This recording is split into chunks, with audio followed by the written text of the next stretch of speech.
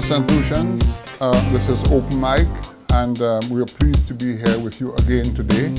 And I have decided that with the experience I have achieved over my last 16 to 17 shows, that I would like to do a show single-handedly, as I have accumulated sufficient knowledge to pass on to fellow St. Lucians.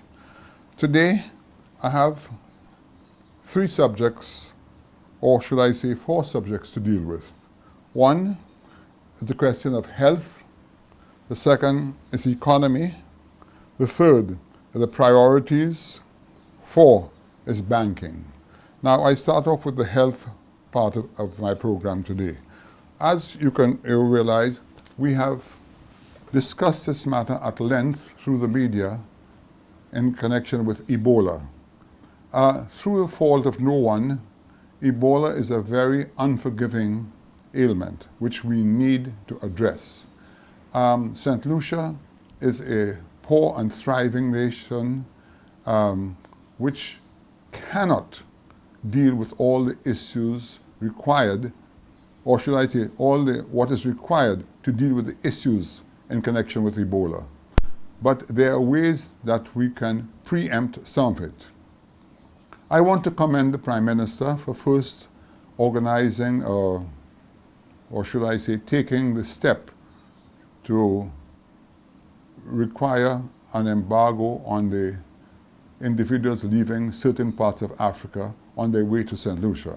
But that's only one step. It's a step in the right direction because it more or less shows St. Lucians the Prime Minister has taken the matter seriously. But on the other hand, what we ourselves must do our part in assisting the Prime Minister and the Ministry of Health.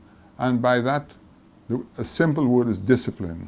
It has to begin with at the airports. Right now, we may not have the facilities in place totally, but we should have checklists at both the air and seaports, taking a note at random of where people are from. Because only yesterday, listening to the news spin, a passenger indicated that she came into St. Lucia and no one there, she saw no precautionary measures being taken.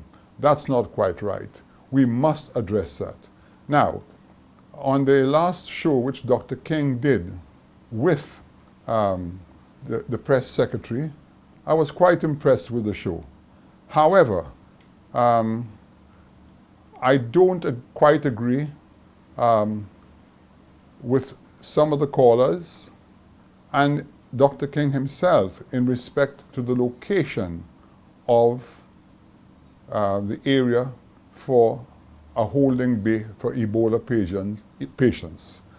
I honestly think it does not take much time, because the US have it down to a science, a prefabricated building away from all facilities with the necessary amenities should in fact be structured immediately to deal with Ebola, because I would hate to see Ebola patients being placed into our new hospital.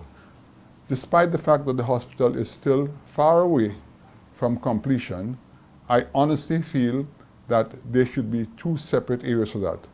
And more importantly, St. Lucia does not have a quarantine station, and therefore putting up a prefabricated one would also assist the nation in having a place to do so.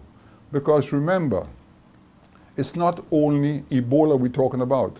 We are now facing chikungunya, we are now facing dengue. All these are ailments that require attention. I mean, if the St. Lucia public were only to realize the amount of man hours already lost from chikungunya, it would be unbelievable. We can only hope and pray that the Ebola virus does not visit our shores. That's the last thing we'd want to see. Because really and truly, the mighty America has its share of difficulties dealing with that Ebola symptom. So one can just imagine what is going to go on. I mean, the discipline required is just unbelievable. On the other hand, I want to thank the government of St. Lucia and the OECS for extending their assistance through Cuba. I mean, I have had the privilege of working with Cubans when I lived in San Juan, Puerto Rico for 5 years. They are remarkable people and intelligent people, and the fact that 150 doctors have already gone to the African continent to deal with it, the Cubans know exactly what they're doing. And that in itself is a step in the right direction. And what I feel should be done right now, at least 3 or 4 Cubans should really be brought to St. Lucia and to head the team as far as the Ebola is concerned.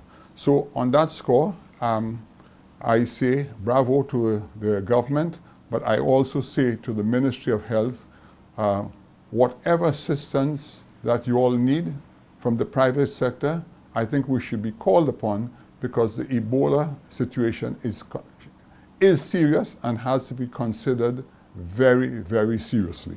Now, this is my first take on the health angle of St. Lucia.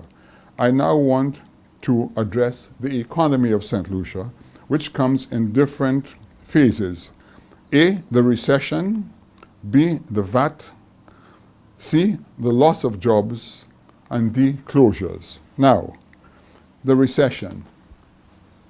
We all know that for the last 5 or 6 years, this country has been going through a very deep recession. Again, it is not something that one can blame the Prime Minister of this country for directly. But by the same token, he is the captain of the ship and the buck does stop with him. And what I think has happened in St. Lucia today is the fact that we have not revisited the depth of the recession and how we're going to handle it. Let me say to all St. Lucians today that henceforth it is not business as usual. The days for opening certain businesses haphazardly does not exist anymore.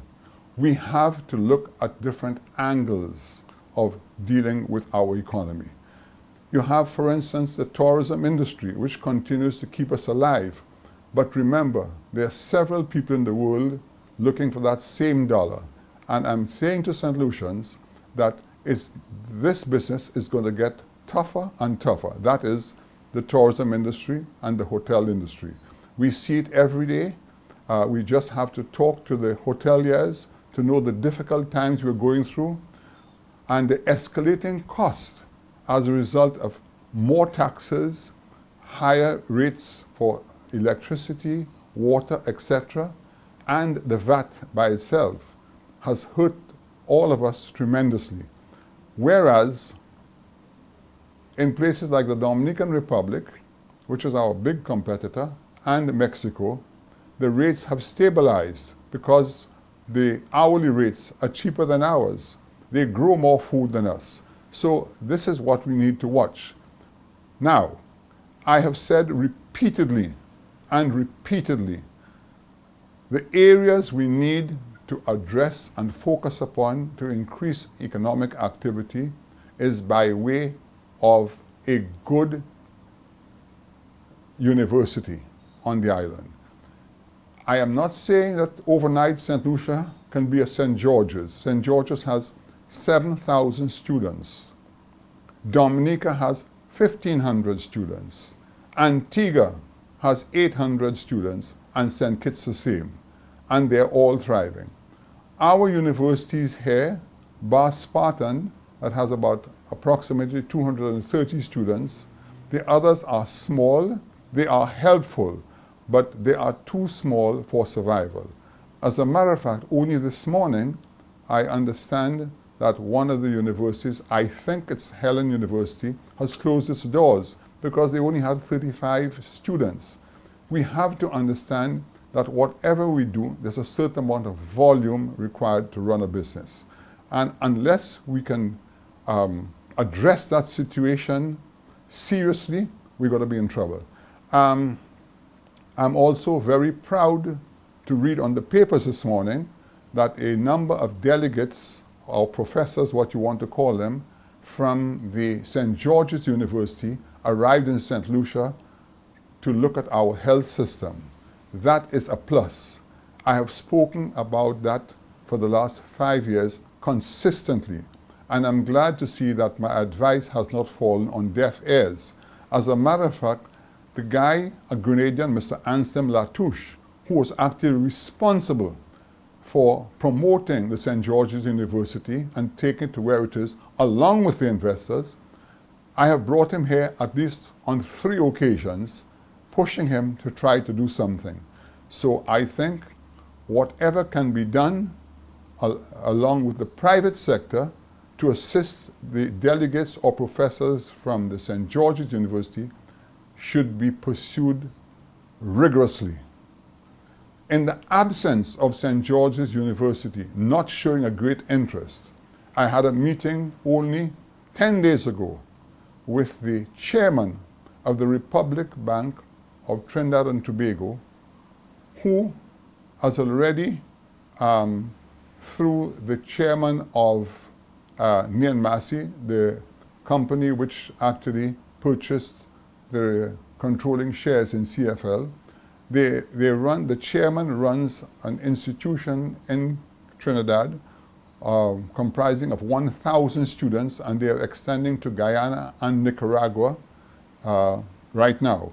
So, you know, right next door to us, such areas of such institutions do exist, but it has to be private sector oriented, because the government is not in a position, financially or otherwise, to undertake these projects. So, on that score, I think that brings us to the end of the first segment of our program, and we'll be right back.